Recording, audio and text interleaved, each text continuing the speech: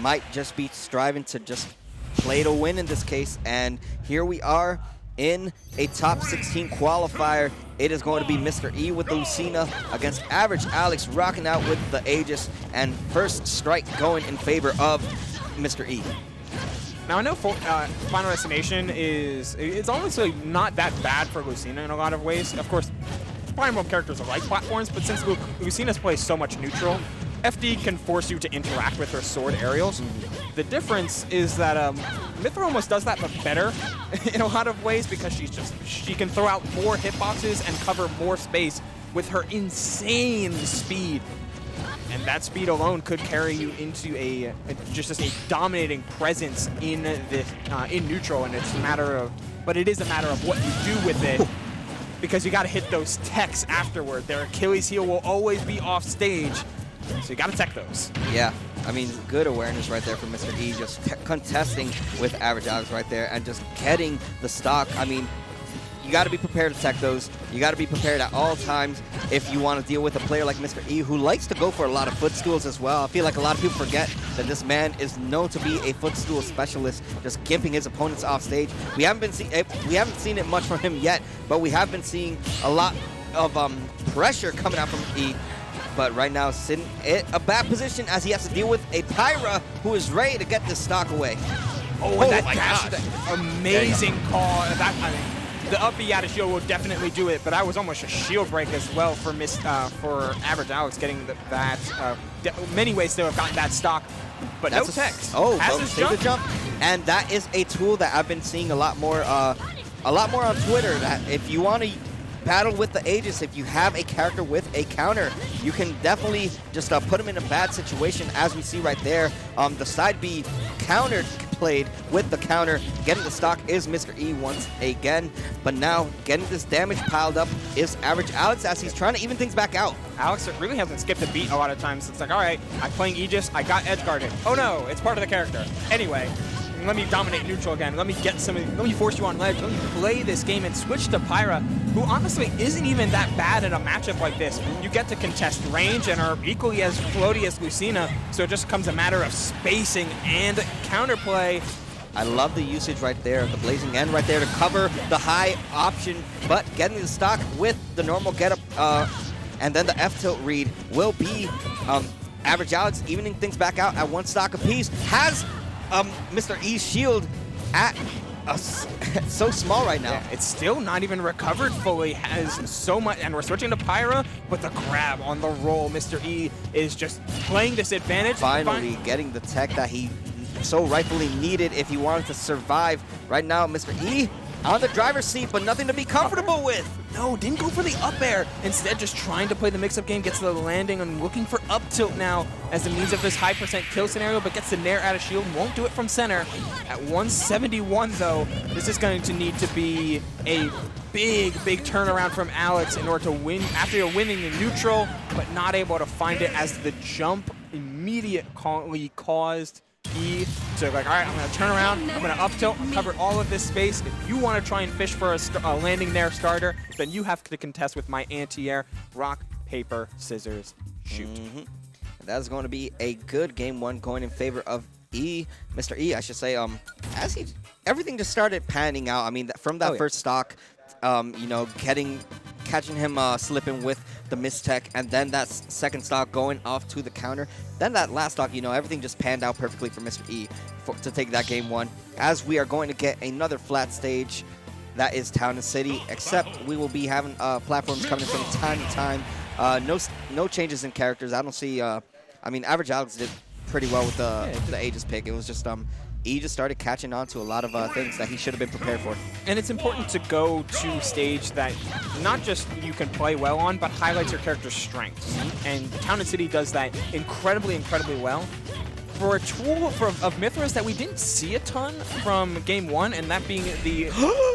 Oh, I was going to talk about Mythras. What do you do here? Yeah, there's nothing that you can kill with, as we've seen there, but hey, damage is damage. Damage is damage, and an answer, and a very key statement for E. Because while you... Nice reaction. Wow. And that's just it. Like, no jump, goodbye. E was showing off amazing counterplay. Has the roll caught out, and the damage has certainly been there for AverageAlex, but the kill setups have not been. You need to find ways in order to manipulate, instead of going for maybe nairs out of combos, go for these lightning busters to try and get a little bit more of that knockback going, especially on this this layout for Town and City. Oh, and well prepared. Not even a frame. Like, he was just on it. Getting the mistech jab lock right there is Mr. E. Tacking on a quick 64 of his own. Not showing any fear. Just willing to go swing mode. Or if not, just quick to grab.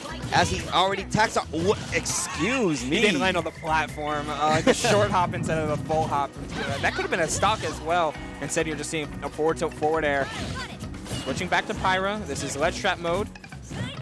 Just with falling up airs though, and E, calm, cool, and collected. I think it's nail on the head there, Gabe.